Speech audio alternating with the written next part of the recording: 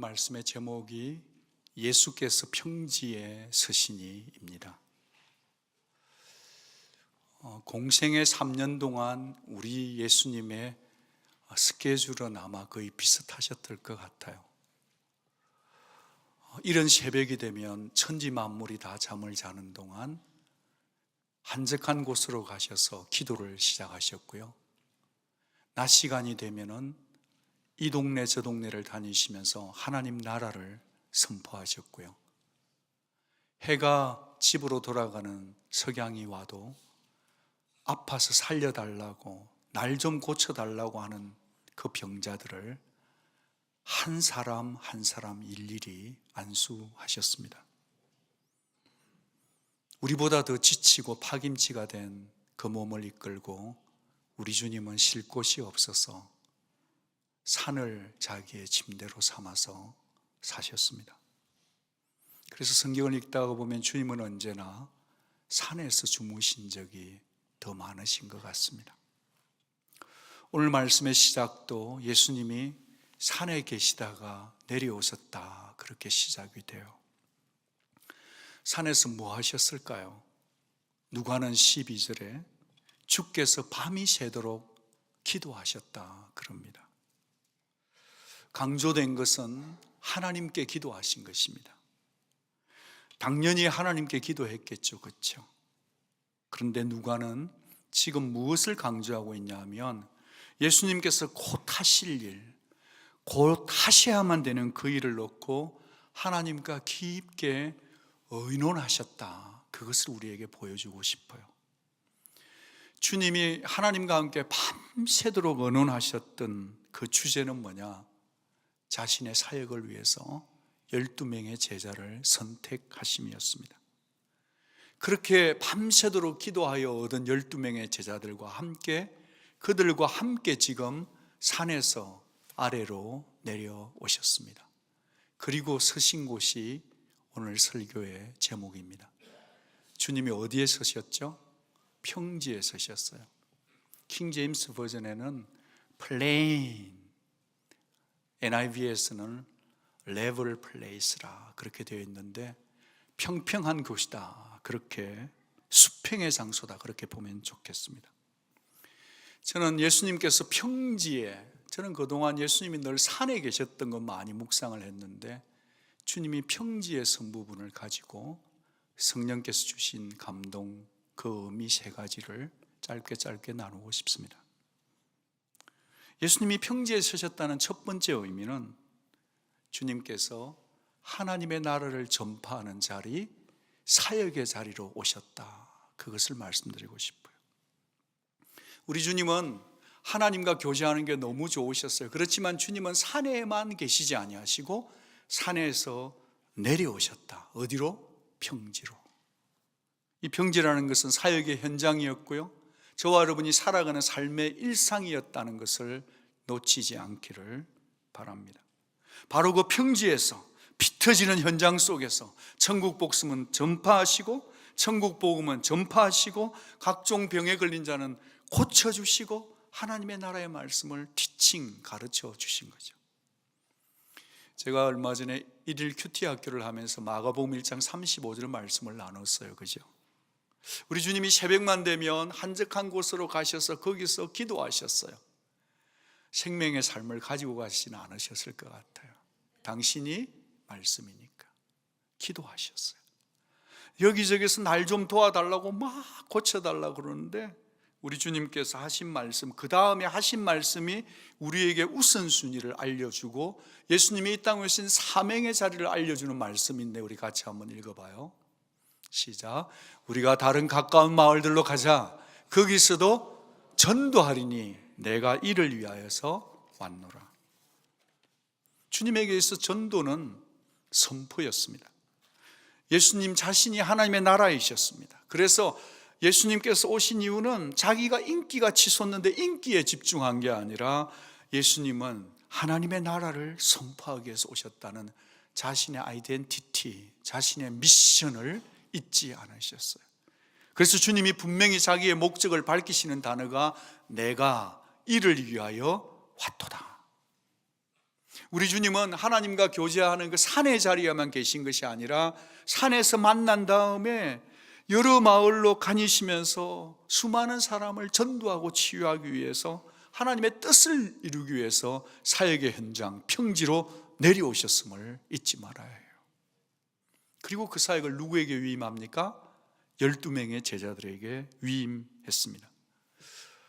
누가복음 9장을 보면 예수님께서 12제자들에게 능력을 주시고 파송하는 장면이 나옵니다. 주님이 이 땅에 오셔서 하나님의 나라를 전파하셨던 것처럼, 병을 고치셨던 것처럼 제자들인 그들에게도 하나님 나라를 역사하도록 파송, 샌딩하셨다는 것입니다.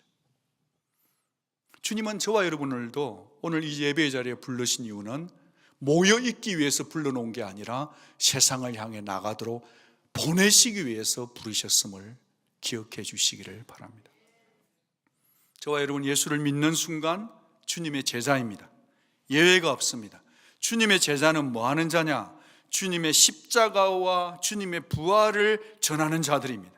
그래서 예수 십자가의 부활과 죽음 너머에 있는 부활을 전하기 위해서 우리는 위임을 받은 자들이에요. 오직 성령이 너희에게 임하시면 너희에게 뭐가 임해요?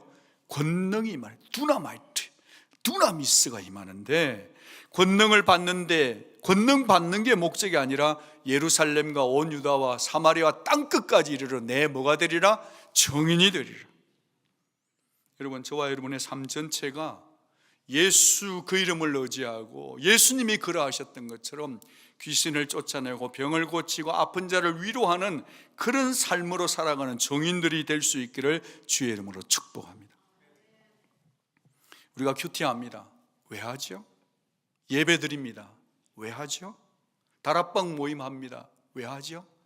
기도 특세합니다. 왜 하는 거죠? 성경 공부 우리가 왜 할까요? 무슨 목적으로 하는 겁니까? 두 가지를 저는 생각하는데, 첫째는 예수 닮아가는 겁니다. 한번 받아합니다. 주님, 제가 더 예수 닮길 원합니다. 두 번째가 있어요. 그건 뭐냐? 영혼을 사랑하고 하나님의 나라를 선포하고 예수 십자가의 증인으로 살기 위해서 우리가 하고 있다는 것을 기억해야 해요. 사랑하는 여러분, 여러분이 서 계신 자리, 삶의 자리, 직장, 가정 어디든지 간에 여러분의 서 계신 그 자리는 때를 얻든지 못 얻든지 하나님의 나라를 전파하는 자리인 줄 믿으시기 바라요.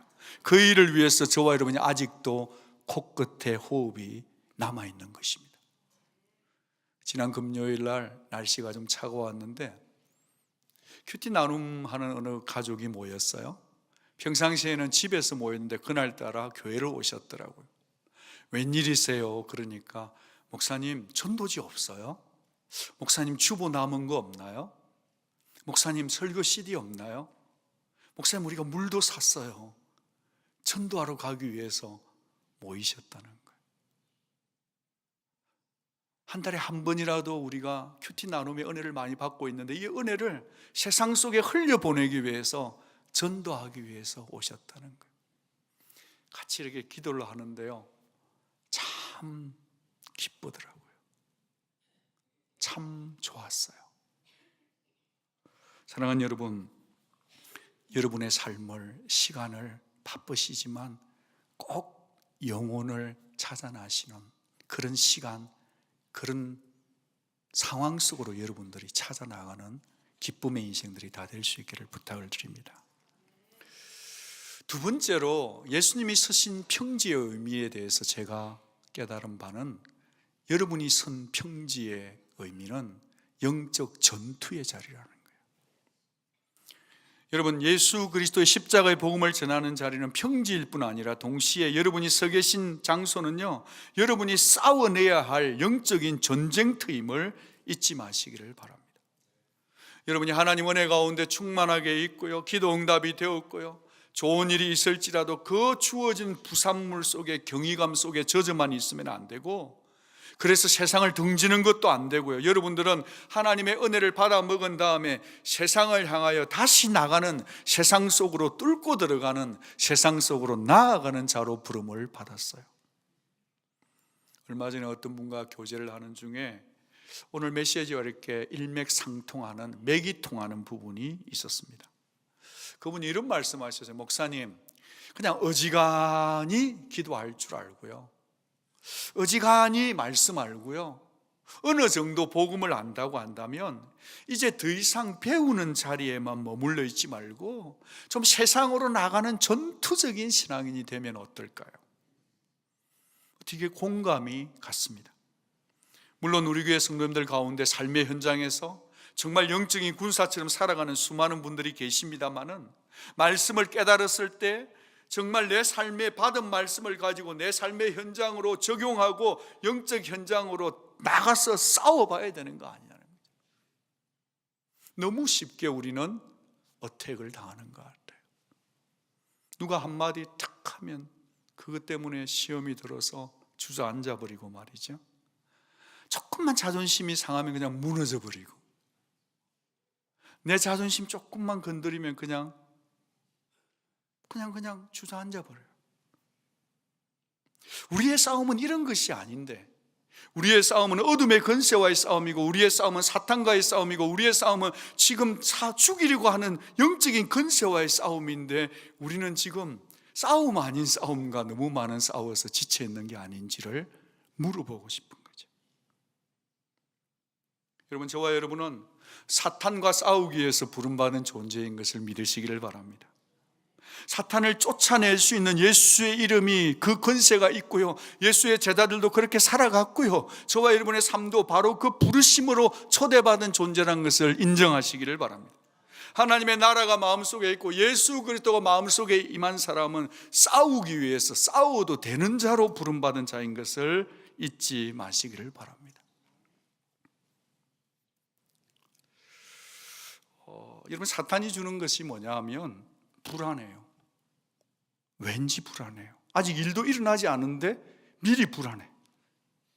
염려해요. 섭섭해요. 그냥 섭섭해. 그 섭섭하면 그냥 오후 내내 그냥 이불 뒤집어 쓰고, 교회가 어떤 일을 해도 그냥 섭섭해요. 섭섭해하고 너무 친한 거 있죠, 우리가. 거기다가 또 세상 욕심 들어와요. 자존심 좀 건드려 이러면 그 전쟁할 게 별로 없이 다 그냥 이게 아닌 것 같아요. 여러분, 이번에 우리 평창 올림픽 하는데 그런 일이 있었습니다. 여성분들이 이렇게 쇼트랙을 싹 했어요. 잘 나갔는데 우리 팀이 넘어져가지고 엉덩방아를 쿵 찧었어요. 넘어져 있는데 어떻게 하냐니까, 넘어져 있으면서도 손을 들고 그 다음 바톤을 이거 하기 위해서요, 그 다음 사람이 받았어요. 그런데 그래가지고 그게 올림픽 기록이 나왔다니까. 여러분, 누워있더라도 손이라도 뻗어. 그 다음 사람에게 바톤은 해줘야지. 예수님이 여러분 도와줄 수 있는데 넘어졌다고 엉덩방아 찧었다고 그게 널브러져 있으면 안 된다는 거죠.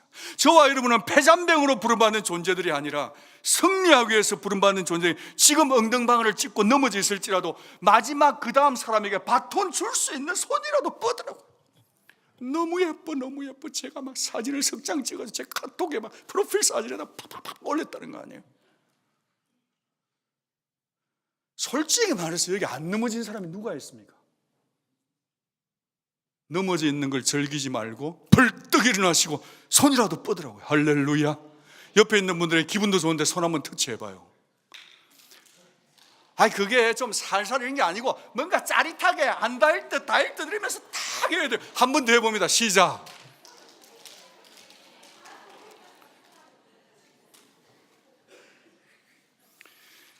평지에서 귀신의 능력을 다 파신 예수가 우리 속에 계신다고요. 예수 그리스도의 십자가의 권세는 어떤 죽음의 권세도, 어떤 이멀전시룸에도, 어떤 장례식장에서도 예수 있는 자는 이겨내는 싸움으로 불러놨으니까 그 승리의 노래를 부르시는 여러분 되기를 주의 이름으로 축복합니다. 제가 안식월 때 청교도 예배드리러 간 거 종종 얘기 드리는데요, 그날도 갔는데 청교도 예배는 1시간 드립니다. 설교만. 근데 그때 프랩 반드좌라고 하는 그 네덜란드 목사님이 설교를 하는데요, 이렇게 얘기했어요. We do not fight for the victory. 우리는 승리하기 위해서 싸우는 존재들이 아니다. We do not fight for the victory. 호흡을 가다듬고 We fight from the victory. From the victory. 예수 그리스도가 십자가에서 이미 승리해 놓은 그 승리를 붙들고 싸우는 거예요. 여러분이 못 알아들을까 봐 제가 설명해 드렸잖아요. 우리가 쿵했는데도 우리가 기록은 세계에서 1등 했다니까. 그 이겨놓은 승리를 자꾸 보면서 그 뚝심, 그 열정, 그 어떤 넘어져 있는 데서 즐기지 않고 그거 일어나서 손을 주는, 여러분은 승리를 위해서 여러분 힘으로 싸워서는 못 이기지만 이미 승리해 놓으신 예수, We can fight from the victory our Lord Jesus Christ. 할렐루야. 그 예수를 믿음으로 저 여러분이 승리하는 승리자가 될 수 있기를 주의 이름으로 축복합니다. 세 번째로 평전이라는 의미가 새롭게 달아온 건 뭐냐 하면 차별과 차등이 없는 자리에 서 계신다는 거예요. 예수님은 사람 가리지 않으세요. 오늘 누가가 이렇게 말합니다. 수많은 사람이, 많은 무리가, 많은 백성이, 온 무리가 나왔다고 얘기를 합니다. 다른 성경 누가는 이렇게 꼼꼼하게 기록해요. 유대 사방과 예루살렘과 두로와 시돈 해안에서부터 왔다, 그렇게 말하고요. 마태는 이렇게 얘기합니다. 갈릴리와 데가볼리, 이 데가라는 것은 테카예요. 그러니까 10개의 도시에서 왔다는 거예요. 묶여진 도시를 얘기하는 거죠. 예루살렘과 유대와 요단강 건너편에서 왔다. 그러니까 이스라엘 전역에서 예수께로 사람이 몰려왔어요. 그리고 어디서도 몰려왔냐면 예루살렘에서도 몰려왔다는 거예요. 예루살렘엔 성전이 있었습니다. 유다 강야와 갈릴리에 비하면 예루살렘은 생활 수준이 더 좋은 곳이에요. 학력도 더 높은 곳이에요.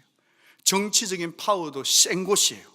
거기에 사두개파, 바리새파, 서기관, 레위인, 제사장들이 드글드글 있는 곳이에요.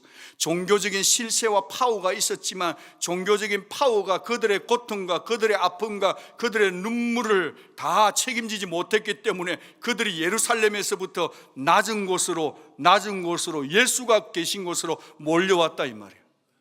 저는 믿습니다. 우리 교회도 역할을 잘 못하면 우리 교회 사람들이 올 이유가 없다라고 보는 것입니다. 중요한 것은 어디에 예루살렘이 있느냐보다 더 중요한 건 뭐냐? 예수가 계신 그곳에 사람들이 계속해서 몰려갈 줄로 믿습니다. 우리 교회는 주를 따라가는 교회가 되어야 될 줄로 믿는 것입니다. 예루살렘의 파워와 돈과 학벌이 채울 수 없었고 예수 그분만이 사람을 회복시킬 수 있는 줄로 믿습니다. 그리고 특이한 사실, 파워포인트를 보시면 두로와 시돈이라고 하는 저기 빨간 동그라미 있는 저기에서도 사람이 몰려왔어요. 저는 이 사실에 좀 집중하고 싶습니다. 이 두로와 시돈은 어떤 땅이냐? 이스라엘과는 아무 상관이 없는 이방 젠타일 땅이에요.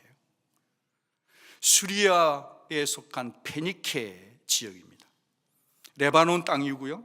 예수님께서 정말 이 땅은 이방의 땅이었다는 것을 우리가 봐야 합니다. 이 이방 땅에서도 사람이 두로와 시돈에서도 예수를 만나기 위해서 갈릴리 쪽으로 올라왔다는 거예요. 여러분, 이게 이렇게 되어 있는 길이거든요. 여기가 해변이니까 낮아요. 낮은 데서 위로 올라서 산길을 넘어서 올라온 것입니다. 예수께서 그 길을 넘어서 또 가야 되는 거예요. 낮은 지평을. 여러분, 어떻게 이 이방 사람들이 여기를 찾아왔느냐고 물으시면 성경 마태복음 4장 23절에 이렇게 기록합니다. 예수께서 갈릴리에서 두루 복음을 전하시고 가르치시고 천국 복음을 선포하시니까 백성 중에 모든 약한 것과 모든 병을 고친다는 소문이 수리아 지방에 다 퍼졌더라. 어디에 퍼졌다고요? 수리아 지방에. 거기가 어디죠? 두로와 시돈이 포함된 페니키아의 땅이었다는 거예요. 그러니까 그 사람들이 이방인들이지만 예수라는 그 사람을 찾아가면 그분이 우리를 고치시고 그리를 우리를 회복할 거고 그분이 우리를 거절치 않을 거라는 두려움과 떨림을 가지고 사람들의 눈총과 그런 것을 걱정하지 않고 넘어왔다는 거예요. 예수님은 모든 사람의 필요를 채워주는 분이세요. 최 목사님과 대화를 나누면서 들은 얘기인데 어떤 분이 찾아오셨는데 도움을 청하는 거예요.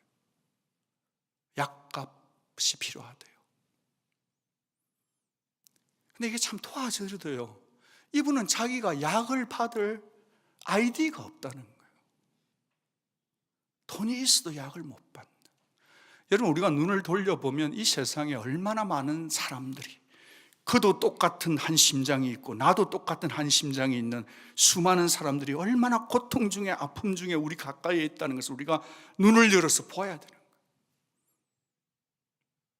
두로와 시돈이라는 이방 땅인데 그 사람들이 거기까지 왔다는 거예요. 그런데 놀라운 것은 예수님은 두로와 시돈 땅에서 온 그들을 다 고치셨습니다.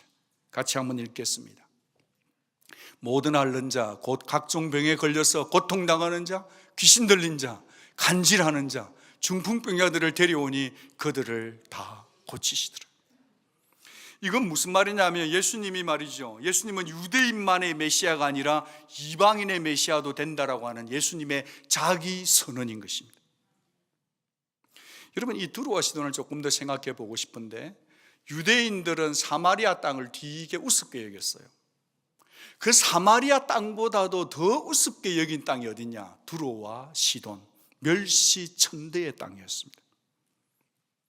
왜 그러냐 하니까 구약 성경을 보면 악한 왕비 중에 이세벨이라는 우상숭배의 대명사가 있는데 그의 고향이 바로 이 두로와 시돈이었기 때문에 그래요. 구약 이사야 23장을 보면 이 두로와 시돈에 대한 하나님의 경고가 나오고, 에스겔서 28장에 보면 두로와 시돈을 향한 하나님의 심판이 예언되어 있습니다.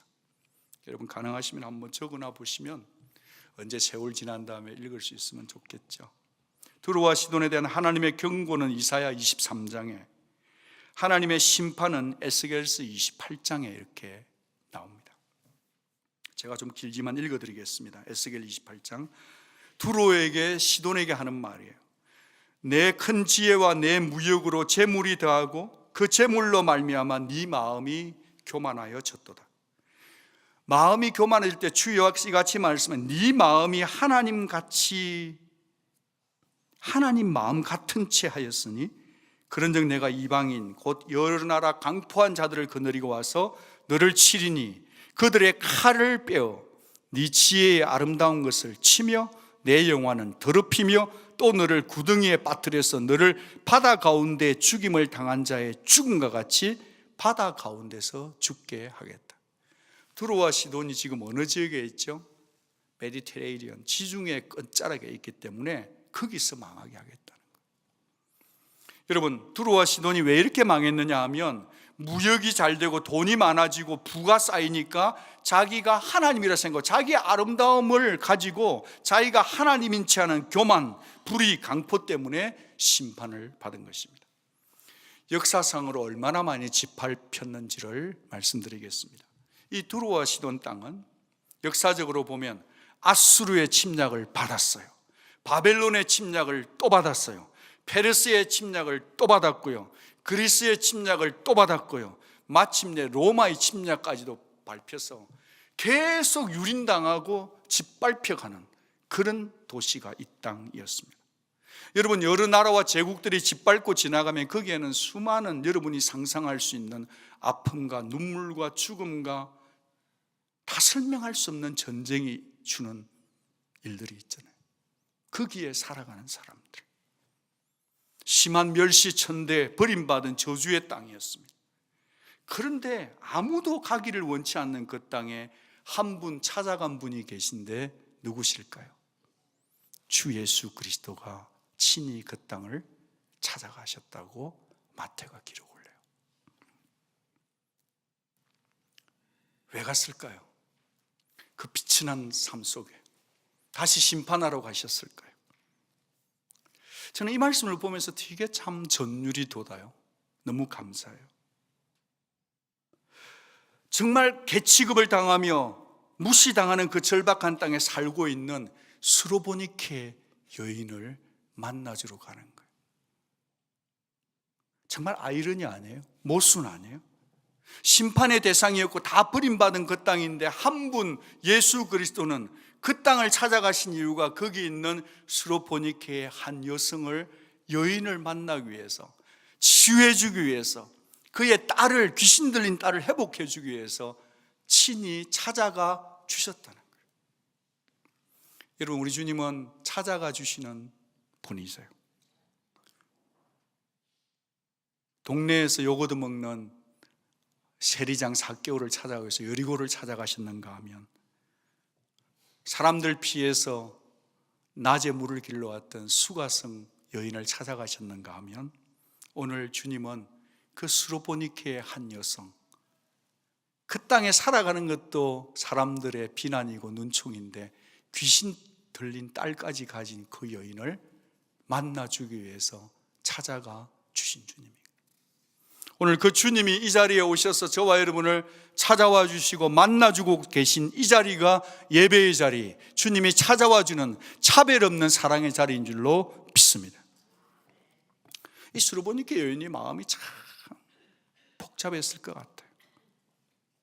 이 귀신 들린 딸이 참 예수만 만나면 나을 수 있을 것 같은데, 이미 두로와 시돈에 있는 사람들은 예수를 만나러 갔는데 적당하게 몸도요, 어느 정도 아픈 사람은 그래도 병원도 가요. 근데 진짜 많이 아픈 사람이 못 가고 있을 때 그 마음 여러분 아시나요?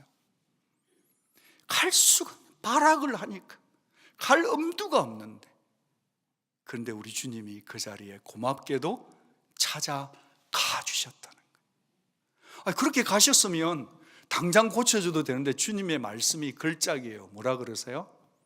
나는 이 떡을 다른 유다 민족에, 다른 민족에는 줄 수 없도다. 그러면 가시지나 말지. 가셔놓고서는 그 여인에게 하는 말씀, 나는 내 귀한 떡을 절대로 줄 수가 없다. 그런데 그 여인의 답변을 한번 보십시오. 주님, 저도 압니다. 유대인이 먼저라는 거 압니다. 그런데 있잖아요, 개들도 제 주인의 상에서 던져주는 그 부스러기를 먹잖아요. 그러니까 제발 귀신 들린 제 딸을 좀 살려주세요. 그렇게 강청하는, 이 용설처럼 팍 솟구치는 그 믿음. 주님이 그 여인을 극찬하셨습니다. 네 믿음이 크도다. 한번 받아합니다. 네 소원대로 될지어다.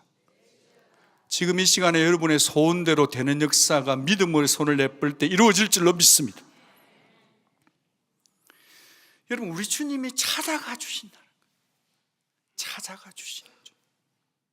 저는 그게 평지에 쓰신 주님, 사람을 차별하지 않으세요. 사람을 가려내지 않고 차별 없이 평지에 쓰신 주님이 그 일들을 이루어 가시는, 모든 사람을 이끌리 평등하게 보시는 주님이 선단어, 그 자리가 평지였다고, 차별 없으신 예수를 보고 싶은 것입니다.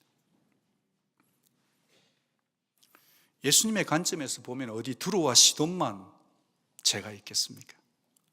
모든 땅이 다 거룩하신 예수의 눈동자 앞에서는 깨끗한 곳이 없는 거죠. 여러분, 기독교 역사를 보다 보면, 선교 역사를 보면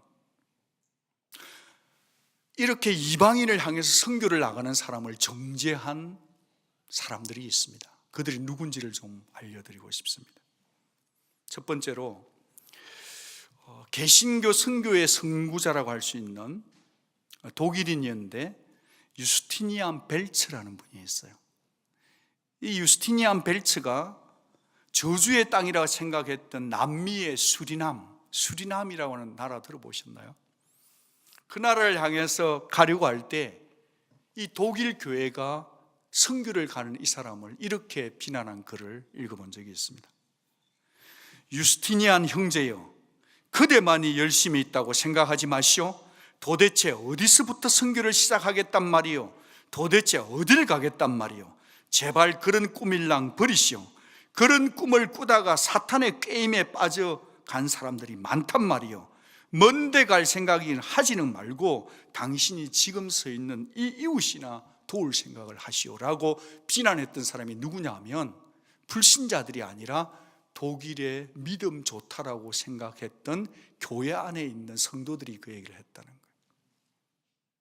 두 번째로, 여러분, 현대 선교의 아버지라 그러면 여러분 누가 생각나십니까? 윌리엄 캐리잖아요, 그죠? 윌리엄 캐리가 인도 땅으로 간다 할 때 그때 나이가 25살이었어요. 그 미신의 땅, 저주의 땅 인도로 간다 할 때 영국 교회 전체가 이 윌리엄 캐리에 보고 뭐라고 말인 줄 아십니까? 윌리엄 캐리를 향해서 그는 비참한 미치광이다, 미친놈이다, 그렇게 얘기를 했어요. 교회 선교 역사를 읽다가 보면 이런 얘기가 한두 가지가 아니에요. 여러분, 선교자가 선교지에 가서 선교하다가 어려운 게 아니라 선교를 가기도 전에 선교를 떠나는 자의 그를 향한 눈총 때문에 더 힘든 경우가 많았다는 거예요. 저는 지금 선교 역사를 다 논할 수가 없습니다. 그렇지만 우리가 생각해 볼 때 우리의 편견 속에 우리 스스로가 사람을 제한시키고 경계하고 내 생각 때문에 선을 긋는 경우가 너무 많다는 것을 돌아보자는 거예요. 우리 모두가 솔직하다면 저런 사람과는 그냥 멀리하는 게 좋겠다, 저런 사람과는 말 섞지 않는 게 좋겠다, 저런 사람 상종하지 않아야 되겠다, 특히 저런 사람은 그냥 내가 복음 전하고 싶지 않다. 우리 스스로 가리며 차별하며 자신과 맞는 사람, 맞지 않는 사람을 갈라내고 있다고 한다면 오늘 우리는 평지에 서신 예수 그리스도 앞에 우리 자신들을 다시 세워야 된다는 거예요. 평지에 서 계신 예수님은 차별이 없었습니다.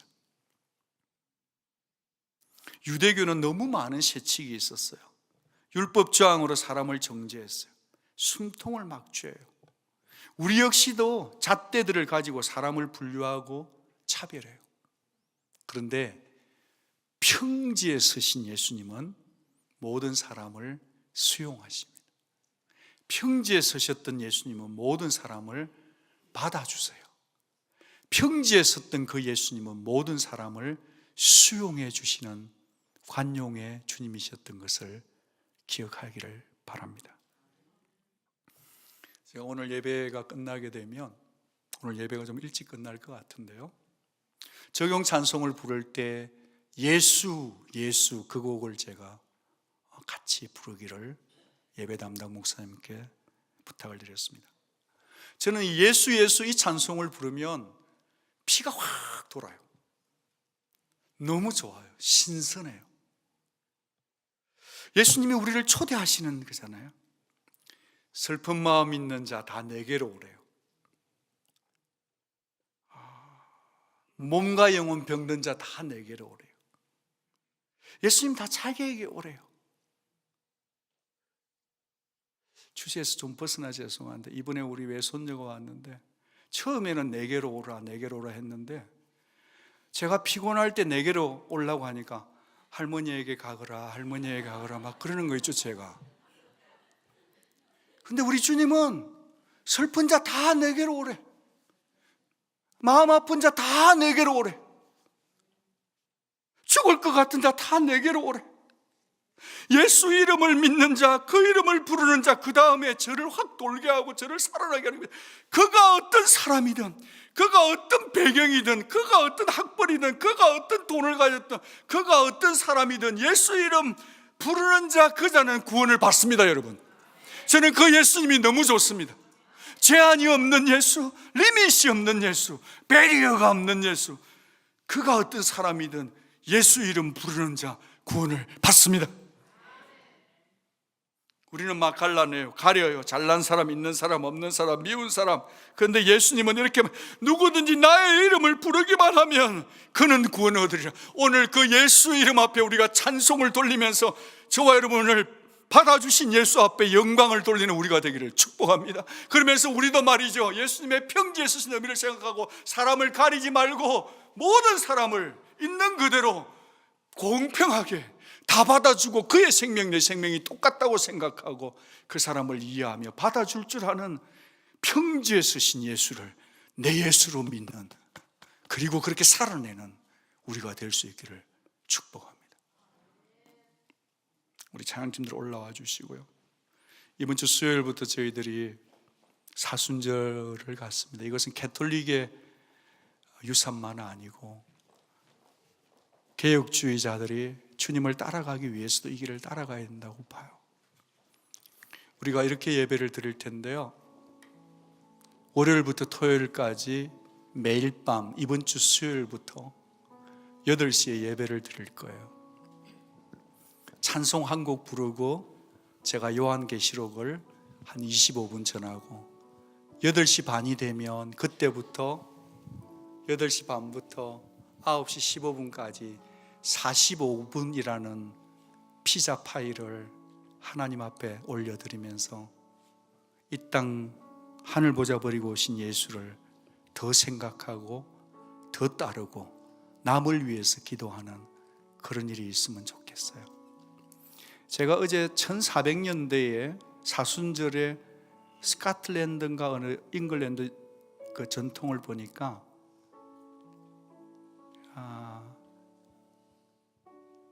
튜즈데이 팬케이크라는 단어가 있더라고요. 사순절이 오기 전에 우리가 먼저 우리 자신이 죄를 토하는 것을 튜즈데이 팬케이크를 먹는 거라 그렇게 얘기를 해요. 이 사순절 기간 동안 주님을 더 사랑하기 위해서 저와 여러분들이 여러분의 죄를 한 번이라도 더 고백하고 주님을 따라 산으로 올라가는, 그리고 난 다음에 이웃을 사랑하는 우리가 되었으면 좋겠습니다.